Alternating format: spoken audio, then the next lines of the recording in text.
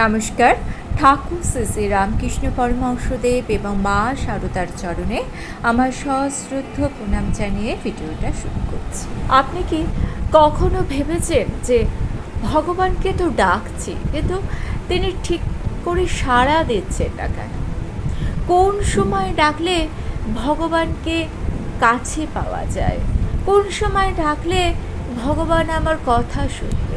আজকে বলবো সেই সময়ের কথা, যে সময় ডাকলে ভগবান আপনার কাছে থাকবে, আপনার কথা শুনবেন, আপনার জীবনে পরিবর্তন আসবে। একটা প্রশ্ন আমাদের মনে দেখবেন ঘোরাফেরা করে যে সত্যিকে ভগবান কোনো সময় দেখেন, না ভগবান শুধুই ভক্তের মন দেখেন?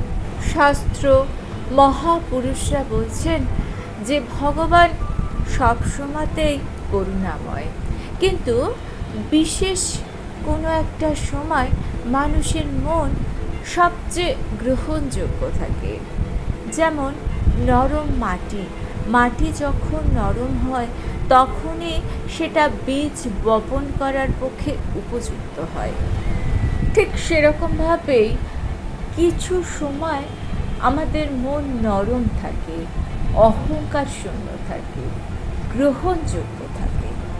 তাহলে চলুন জানি কোন সময়টা মানুষের মন সব থেকে গ্রহণযোগ্য থাকে, অহংকার শূন্য থাকে। সেই সময়টা হচ্ছে ব্রহ্ম মুহূর্ত, অর্থাৎ সূর্য ওঠার 1 ঘন্টা 30 মিনিট আগে। এই সময় প্রকৃতি নিস্তব্ধ থাকে, শান্ত থাকে, শুদ্ধ থাকে। এই সময় আমাদের মন ঘুম আর জাগরণের মাঝামাঝি সময় থাকে, তাই এই সময় আমাদের মন থাকে অহংকার শূন্য। সেই জন্য শাস্ত্র বলে এই সময় করা জপ ধ্যান সব থেকে বেশি কাজ দেয়। ঠাকুর রামকৃষ্ণ পরমহংসদেব বলছেন, ভোরবেলা মানুষের মন যেরকম কোমল থাকে সারাদিন আর সেরকম থাকে। ওই সময় একবার নাম নিলে মন 10 বার নাম নেওয়ার ফল পায়। তাই যারা সত্যিকারের ঈশ্বর লাভ করতে চান তারা ভোরবেলাকে জীবনের পবিত্র সময় করে নিন।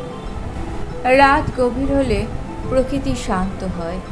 এই সময় মনের চাপা কষ্টগুলো আমাদের ভেতরের থেকে বেরিয়ে আসে। এই সময় আমাদের বলা কথা, আমাদের ডাকগুলো কোনো সাজানো কথা নয়, কোনো মুখস্থ করা কথা নয়, অন্তর থেকে আমাদের বেরিয়ে আসে মনের কষ্ট। সারদা দেবী বলতেন, ডাক সত্যি হলে মা কি কখনো চুপ করে থাকতে পারেন?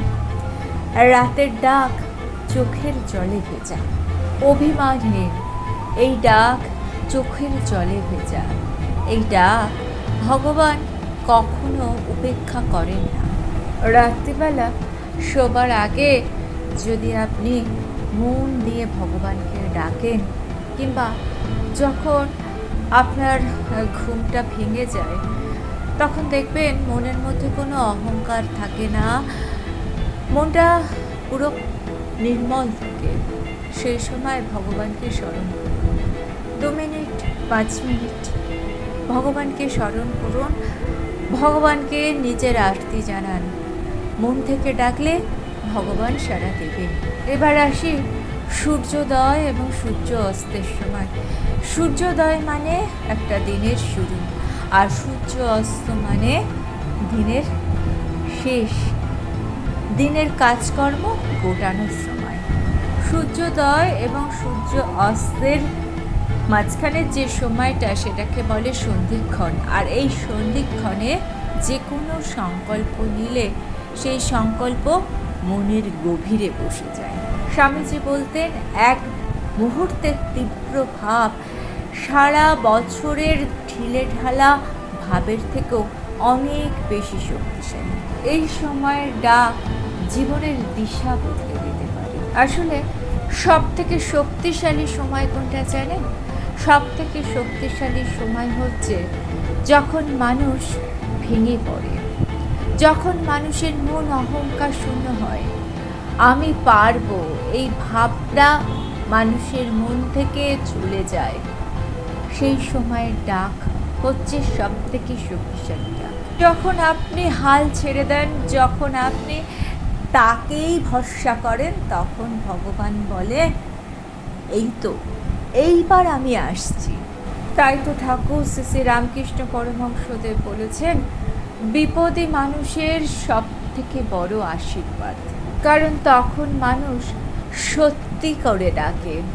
এই ডাক কোনো নিয়ম দেখে না, কোনো সময় দেখে না। এই ডাকের মধ্যে থাকে শুধু হৃদয়ের আরতি। আর সব থেকে সত্যি কথা কি বলুন তো, সব থেকে সত্যি কথা হচ্ছে ভগবান কোনো সময়ের মধ্যে বাধা থাকেন না। শ্রী মা সারদা দেবী বলতেন, নামের কোনো সময় নেই। আপনি যদি রান্না করতে করতে নাম নেন, আপনি যদি হাঁটতে হাঁটতে নাম নেন, আপনি যদি চোখের জলের সাথে নাম নেন, তাহলে সেই সময়ই হবে শ্রেষ্ঠ সময়। কিছু কিছু ভুল ধারণা আমাদের মধ্যে আছে। যেমন ধরুন, অনেকে বলেন ভোরবেলা ভগবানকে না ডাকলে কাজ হয় না, এটা সম্পূর্ণ ভুল। অনেকে বলেন রাত্রিবেলা ডাকলে কাজ হয় না, এটাও সম্পূর্ণ ভুল। অনেকে বলেন নিয়ম না জানলে কাজ হয় না, এটাও সম্পূর্ণ ভুল। ভগবান দেখেন মন কতটা নিঃশান্ত, আত্মসমর্পণ কতটা নির্ভেজাল। কেউ যদি প্রশ্ন করেন যে ভগবানকে কোন সময় ডাকলে সঠিক ফল পাওয়া যায়, উত্তর হলো, যে সময় মন ভেঙে যায়, যে সময় মন অহংকার শূন্য হয় আর চোখের জলই নাম হয়ে ওঠে, সেটাই ভগবানকে ডাকার শ্রেষ্ঠ সময়। মা সারদা রান্না করতে করতে সবসময় বিড়বিড় করতেন। তখন তার ভাইজি প্রশ্ন করেছিলেন, মা তুমি রান্না করতে করতে কার সাথে কথা বলো? মা বলেছিলেন, দূর, ও তো আমি ভগবানের নাম করি। সুতরাং শেষে আমরা এই সিদ্ধান্তে এসে পৌঁছাতে পারি যে সময়ে ডাকলে ভগবান শোনেন, আর হৃদয় দিয়ে ডাকলে ভগবান ছুটতে আসেন। এইবার একটা প্রশ্ন করি, শাস্ত্র, পুরাণ, ঠাকুর, মা সকলের কথা শুনলেন, আপনার কি মনে হয়? আপনার কি মনে হয় যে ভগবানকে কখন ডাকলে ঠিক ফল পাওয়া যায়? কমেন্টস করে জানাবেন। ভিডিওটা ভালো লেগে থাকলে চ্যানেলটিকে সাবস্ক্রাইব করে নিয়ে পাশে থাকা বেল আইকনটা প্রেস করে দিয়ে অল অপশানটা ক্লিক করে দেবেন। তাহলে যখনই নতুন কোনো ভিডিও আপলোড করব তার নোটিফিকেশন আপনাদের কাছে পৌঁছে যাবে। ঠাকুর ও মায়ের চরণে প্রণাম জানিয়ে আজকে এই পর্যন্তই। থ্যাঙ্কস।